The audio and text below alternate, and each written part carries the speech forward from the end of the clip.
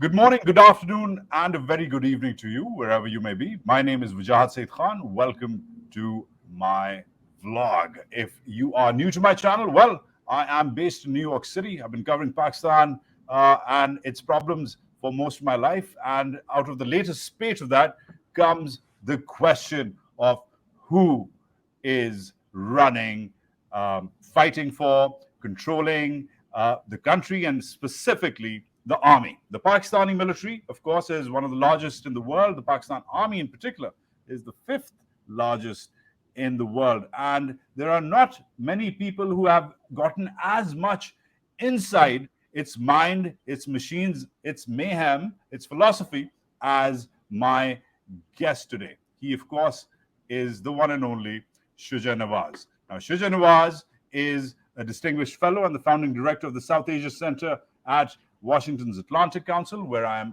also a non-residential senior fellow for this year. But Shuja clearly outranks me as far as the Beltway, as well as the Atlantic Council, and of course the Pakistan Army and getting to know it is concerned. His latest book is The Battle for Pakistan: The Bitter U.S. Friendship and a Tough Neighborhood. He is on shujanawaz.com. He's on Twitter at Shuja Nawaz. He's my fill-in dad when I'm in DC, and here he is. Shuja Nawaz, welcome to my vlog. It's a pleasure to have you, sir. Thank you very much, Vajad. All right, so you wrote a piece. It's your latest, your second latest. I'm waiting for your latest piece to come out for Voice of America soon. But your last SITREP, your situation report, it was a quick one, which you wrote for the Atlantic Council. This, of course, 72 hours ago when the mayhem started in Pakistan. But you painted a fascinating picture of how this is. You called it, of course, a Pakistan self-created vortex. But you ask a very good question. While all of this madness was unraveling, you ask a very good question. Who was in charge?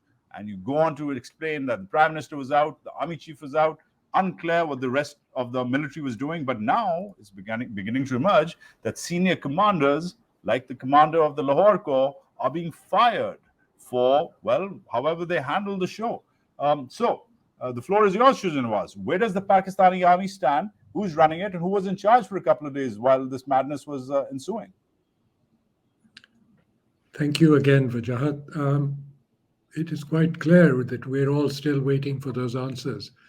And the deafening silence that has come out of Rawalpindi is going to cause a lot of confusion, not only in the country or with people like us who are sitting outside the country, but also perhaps within the institution itself. Because when you don't explain what happened and why it happened, you leave room for rumor mongering and conspiracy theories, which are now rampant. And you find all kinds of lists being circulated and actions being reported that are not being confirmed or denied by people that matter at the heart of the general headquarters of the Pakistan Army. Now, the very basic question that I wanted to ask in that piece was, where was the army chief and why was he not in the country if he was aware of what was coming down the pike?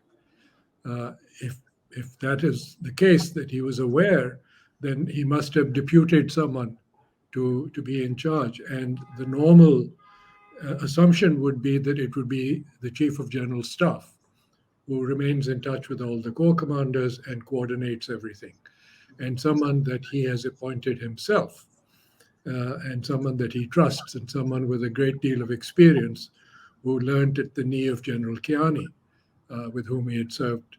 So you are referring to General Said. You are referring to General Said. General Said, yes, who was a brigadier working with General Kiani when he was the army chief. So based on whatever one can gather, and it's very tough to get information, particularly with the internet down, and people in Pakistan very reluctant to share information because everything seems to be recorded and then put out into the public domain. One can gather that there was obviously very poor communication between the corps commander and GHQ. That there were questions being asked to which there were no answers, or that calls were not being returned. Now, if that's the case, then somebody has to be held responsible. And it's not just the corps commander in Lahore. Someone else needs to take the responsibility to explain why that had happened and why was it that the military was aware of the gathering of these groups and that they were close to the corps commander's house, which is close to the Mall of Lahore, where the first meeting point was. And there were people that were saying on to the corps commander's house.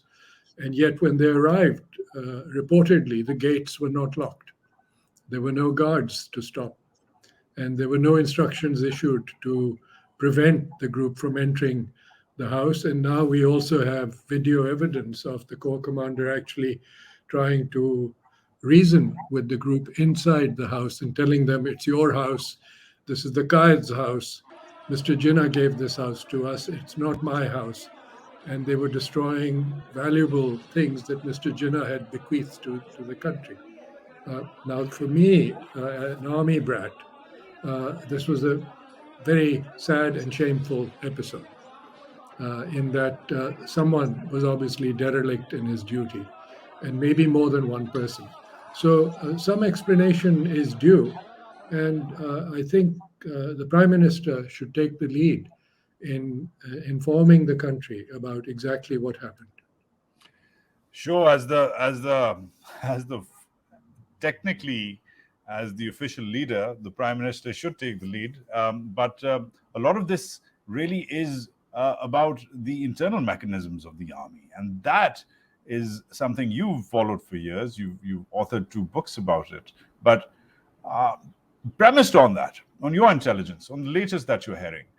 Firstly, let me run you by some of what my notes are. To your point about the Chief of General Staff, who is technically the man in charge when the army chief is not in the country. The Chief of General Staff has been asking for a transfer for weeks now. He's seen, according to friends of his, more on the golf course, and the CGS is a very busy chap, supposed to be. The CGS shouldn't have time for golfing on weekdays. The CGS is golfing on weekdays because his gripe, according to my sources, is that he's not in the loop. The VCGS is deployed. VCGS Bravo is deployed more often than he is. And his advice, when asked or given, is not heeded to. Rather, the army chief seems to have hold himself up with a small circle of notables like the DG ISI, Lieutenant General Lateem Anjum, the DG Counterintelligence, Major General Faisal Nasir, and company. This, of course, is not rumor mongering. This is coming from within the gripe machine that is the army, and that reflects in what has happened. It's not just the corps commander who was on the defensive, and it was an embarrassing moment for all of us to watch him in his civvies, in fact, in his sweatpants, defending his family and his house, his official residence. But also, moreover, the commanding officer of the 43 Punjab Regiment, which is supposed to be the guard unit, he's been fired. The COS, the Chief of Staff of the Corps Commander, he's headed into the he's been attached to the Adjutant General. That means there's an inquiry underway. The brigade commander of that famous brigade on Shami Road, he's been fired. This is not just, as you said, this is not 1 or 2 people failing. This is more than that. What is the army? That begs the question: is the army at this point united under General Asim Munir, or was this just a tactical boo-boo on the ground? What do you think happened here? First, to go back to your point about a sort of kitchen cabinet that the army chief has, that is not unusual. That has always been the case because the army has expanded so much over the decades that it is now beyond the rules of management that Harvard Business School suggests, that you reduce the number of people reporting to you. So the army chief has a large number of PSOs, or principal staff officers, that are in general headquarters. He also has a large number of 9 corps commanders that report directly to him. So it's a very steep pyramid.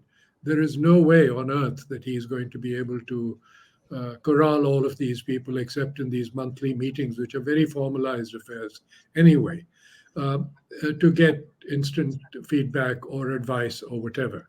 So it's not unusual, and I don't think any army chief should be criticized for using a kitchen cabinet of sort. The question is, in the army structure, and among the PSOs, the chief of general staff is supposed to be his alter ego. Hmm. And if you have appointed a person who is either, in your view, not willing to or not capable of that job, then it is your responsibility. And one would hope that General Munir would have taken cognizance of what was happening or not happening and then decided swiftly. Uh, the big unanswered question is, why was he out of the country Hmm. at that time? Was the army unaware that something was coming down the pike? And if he was aware, had he deputed somebody, and was there a plan? And that's what the DGMO is supposed to be doing, is to have all these plans on the shelf. And so you have plan A, Alpha, Bravo, Charlie, Delta, Echo, all the way down to Zulu.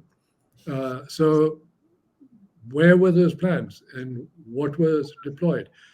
That brings me to a basic issue, which I think everyone in Pakistan and outside the country has been pondering over, which is, what was the game plan of the army chief vis-a-vis the current coalition government? Clearly, there had been a rift between him and Prime Minister Imran Khan, which led to Imran Khan having him removed after only 8 months as DG ISI, and that was capitalized by former Prime Minister Nawaz Sharif in suggesting that General Asim Munir be retained beyond his date of superannuation to become the next army chief, because he would certainly have no love lost for Imran Khan. So that is a given. However, uh, once he became army chief, it was quite clear from some of the early actions that the army wanted to allow the PDM, the Pakistan Democratic Movement, so called, a chance to get its house in order, to prepare the ground so that when it stepped away in August for a caretaker government for elections in October, that it would have something to show the Sure. people of Pakistan. Sure. So the economy would be set on track, if not resolved, the problems resolved completely, which was an impossible task. The political system would be relatively open and inclusive, and that they could take on Imran Khan's popularity with results. Uh, Unfortunately, I think that assumption, if it was the one on which the army chief based his support for the PDM and for delaying elections till October, that assumption has now been shattered. And let me just list two or three things for you, because people need to connect all the dots. The economy is in tatters. You have a finance minister who promised to hold the rupee to the dollar at 190 or even below. And we are now hitting almost 300 rupees to the dollar. The IMF program, which we have been promised from 6 months, is just around the corner, is still around the corner. And as of yesterday, they're still waiting for all the details of the financing to be agreed before they release the 1.4 billion of the current tranche that is due to Pakistan. That's not happening, and when that doesn't happen, then other flows from the World Bank, the Asian Investment Bank, the Asian Development Bank, and others will not be forthcoming. The floods after effects have still not been resolved. The war in Ukraine has been affecting things, and of course, COVID took care of the economy even before this government came into being. The latest news, which has not been given a lot of play in Pakistan and deserves much more play, is that in April, the remittances from overseas Pakistanis which has been the one factor that has kept the economy afloat, because they're of the order of $31 billion a year. Those remittances in April fell by one third. That I means missed that number.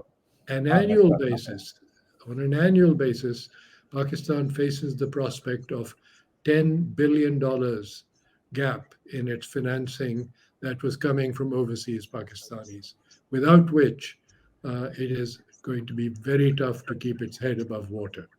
That's Uh, that's and dismal. and then what do you do about that? We don't know, because the finance minister at the International Security Dialogue painted, again, a rosy picture, which is probably what he wants his superiors to hear and see, but which is incorrect. Uh, on the political side, the army has now said that it is unable to support elections at this time because it is busy fighting terrorism. But it has now been called out in aid of civil power in two very critical provinces, the Punjab and Khyber Pakhtunkhwa.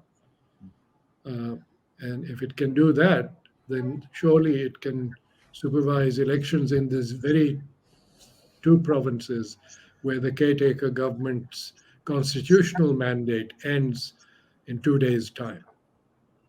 That's a question that deserves an answer. Why? Those are several questions, and no doubt, after that dismal big picture, Shuja Nawaz, Pakistan is in the midst of a poly crisis, no doubt. Uh, but we don't have a lot of time, and I want to rein in on a very specific issue, which seems to be the issue of the day. So trust the news producer in me to focus down on the latest. Um, the latest is quite obvious, and to your point about how Imran Khan fired Asim Munir, literally, there's no other way to say it. He sacked the current army chief when he was a 3-star and the director general of the ISI, the country's premier intelligence agency, reporting directly to the prime minister, of course, as is the ISI's job. The fact that he's fired him once has been considered the fair factor is that in the speculation that he's going to fire him again.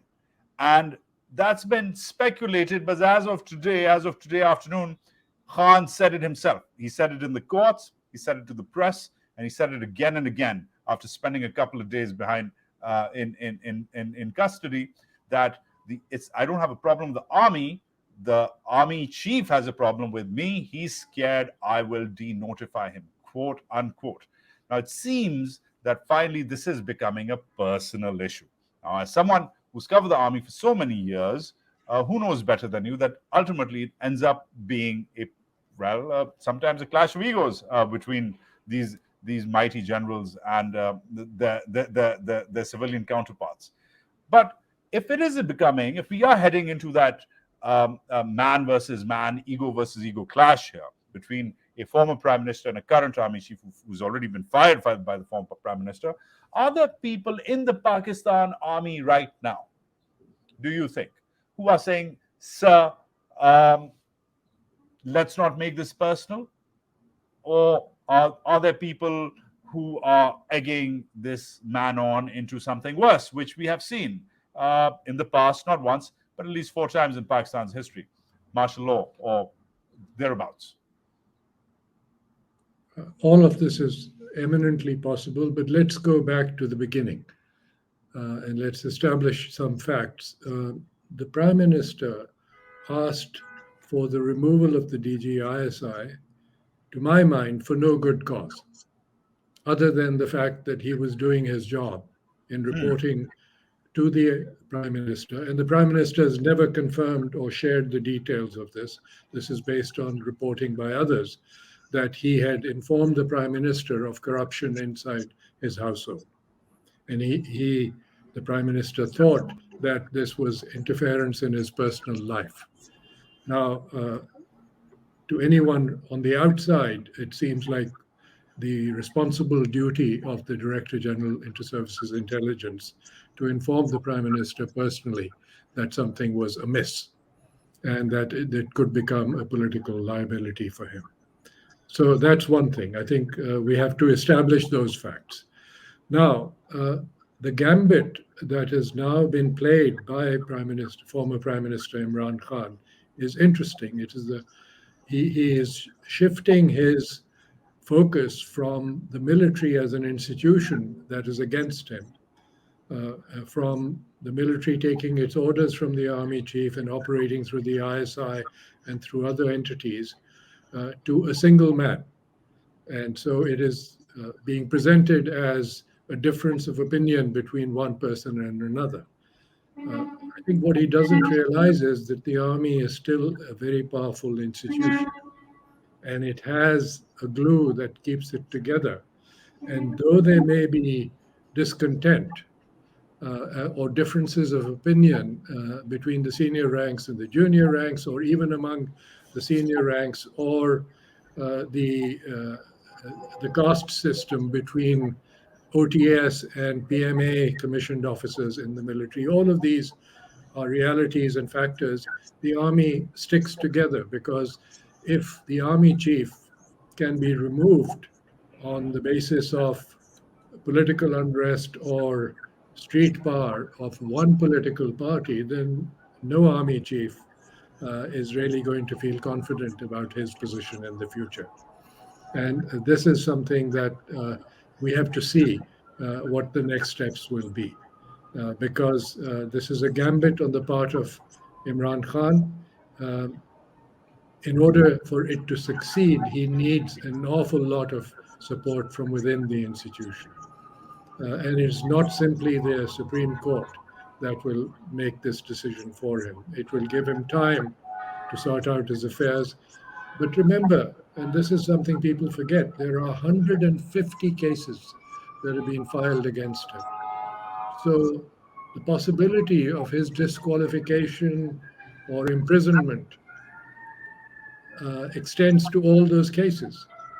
And the question is, will he be able to fight them off? Or will he be so busy fighting them off that despite his popularity, he may not be able to run a successful national election campaign or win in the Punjab and in Khyber Pakhtunkhwa at the same time? All of these become very relevant to the assumption that the army chief may have made, which is if I can postpone the elections, then maybe the PDM will, struggle across the finish line ahead of Imran Khan. Right. I know you're short on time, Shuja Nawaz, but you're a valuable source of intelligence. So before I let you go, one couple of follow-ups, real quickly, to your points. One, there's been for months, years actually, there have been rumors, but now they're sort of beginning to really percolate into the mainstream as acceptable, that there's a serious school of thought within the army that supports Imran Khan. Is that going to play out in the coming days? We've heard about these pro Imran junior officers who've grown up under his romantic glow, his cricket captaincy, his captainness, his etc. There's also, however, there seems to be a cadre of more senior generals who are actually thinking that this two-party system, which seems to have been impinged and backed by the army, foisted back upon the people of Pakistan, is actually pretty inept, and Khan is a possible third option. And frankly, what's happening on the ground is unacceptable. But do you think that school is indisciplined enough to take on the rather larger disciplined animal that is the Pakistan army itself? The question I basically am asking, Shuja, is there space for the army to split on this issue? Yes and no. I think I would go towards the no more than the yes, because if one or more of the current corps commanders are seen not to have given more than 100% support to what the army chief was trying to do, then it offers him an opportunity of bringing about changes in the upper command of the military much sooner than October, which was September, October, when the next changes were going to occur, so he could appoint his own 3 stars. That gives him the opportunity to bring in people that are more aligned with his own thinking. and get rid of some of the more senior members who may have had a closer relationship with Imran Khan under the previous military regime. So that's something to keep in mind. If over the next few weeks we see those changes occurring, it means that the army chief is consolidating his position. And if you Now, were a betting man, Shuja Nawaz, what would you bet on the army chief tactically changing his position as an infantryman should, or digging in as an infantryman can? well, he can do both, which is what the infantry can do. And I think he has the edge. Among other things, unlike Imran Khan, he doesn't share his opinions in public. So we haven't seen any recordings, we haven't seen any inside documents, and I think that's wise. It's much better for the military chief to remain out of sight and out of the public eye in that sense, and to do his job. And so maybe it gives him a little edge because of that. Now, I'm not a betting man. People ask me to make predictions. I always give them scenarios. That's the way I would do it. So one scenario I've explained, which is you have some vacancies, you fill them with your people, and suddenly the dice is going to roll in your favor.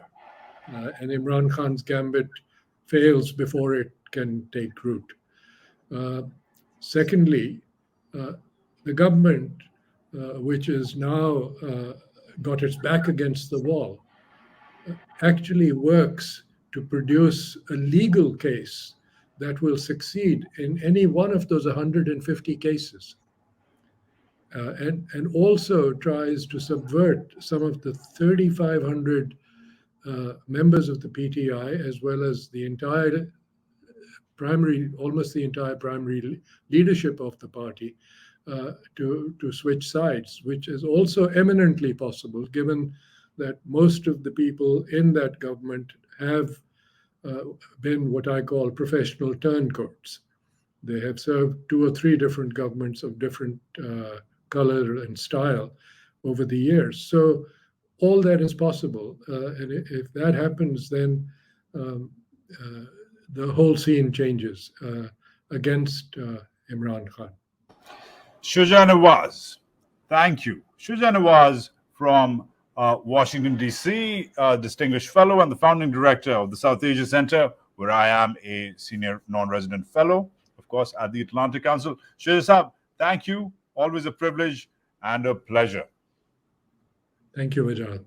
All right. So with that, here's my bit. Sorry about the hammering and the noise. I'm in New York City, hammering away on this larger issue on my own. So apologies about the noise, but I had to open the window. However, it's a very tactical, fluid situation. Currently, there are rumors about, and rumors in Pakistan usually have some sort of basis of some sort of a movement on the line of control as far as India is concerned. That has to be taken seriously. But beyond rumors, it's an established fact that in the province of Balochistan, insurgency prone for years, there has been an attack, a terror attack overnight.